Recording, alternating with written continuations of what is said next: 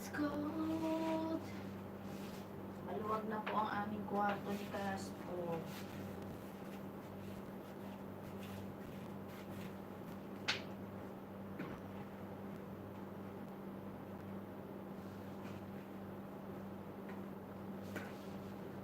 Maganda pala paglayasan ko ng mga katulong buwabait. Hindi ko alam kung bumait nga ba. Alam nyo ba, ang nagbayad ng cargo ko yung alaga. Wala kasi akong cash, nanghiram ako.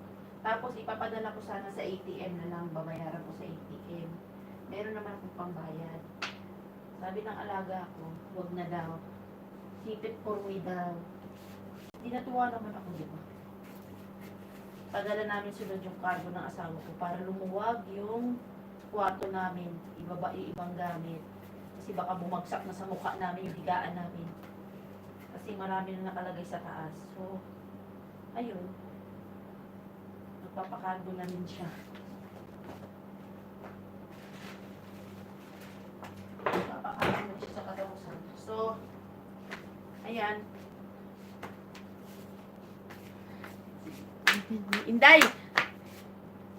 Aba, hindi, wala na akong box, Inday. Wala na akong box. There's no box na. Mamamalansya tayo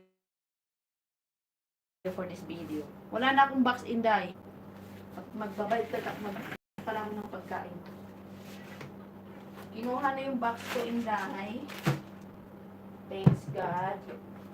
At binayaran ng alaga ko. Siya nagbayad. Buwabawi yata sila. Ewan ko kung ano ba. Whatever. Yun yung nakaaway ko eh. Thank you na din. Pasalamat pa rin tayo. Kasi may bait sila. Nagkabait sila konti. Mabait naman to mga to. Nasobrahan lang sila sa na-overwhelm sila sa mga success na meron sila sa kanilang buhay.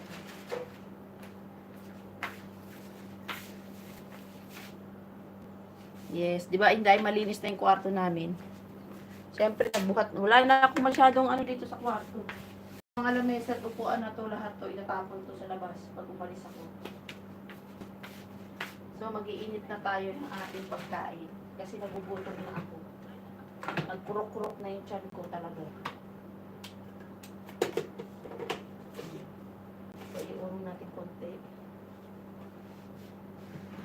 Yung alaga ko lalaki, hindi pa siya buhay. Kung ano-ano niya.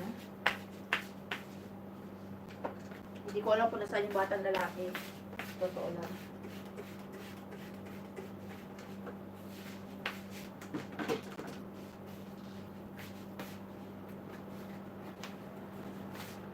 Luwag na ng kwarto mo. Oo, Inday, laki.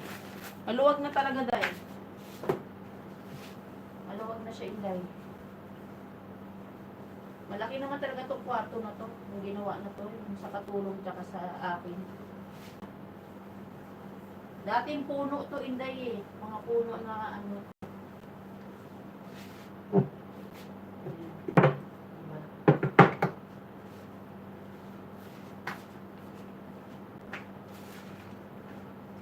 Thank you na din. Binayaran ng alaga ko yung cargo ko, Inday. It's so amazing. Hindi ko alam kung anong kapalit niyan. Hindi ko alam kung anong susunod na kabanata. Pero nagpapasalamat tayo for the kindness that they giving. No, dot ulit tawag naman dragon. Sige, sige lang, Inday. At ako'y mag-prepare ng maluwag talaga tong kwarto namin. Kung gusto niyo makita. Kaya mag-e-end na ako. So, papakita ko lang yung kwarto ni Casper. Ganito na siya.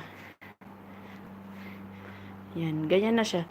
Oh. Dati, madaming tambak dyan. Wala na, wala nang tambak. Labahin ko na lang yung lamesa. Ano na lang yan, oh. Ganyan kalawak ang aming kwarto. Yan si Casper. Ganito kalawak ang kwarto namin ni Casper. Ayan, oh. Malawak talaga siya. Oh, may sarili akong CR yan. Oh.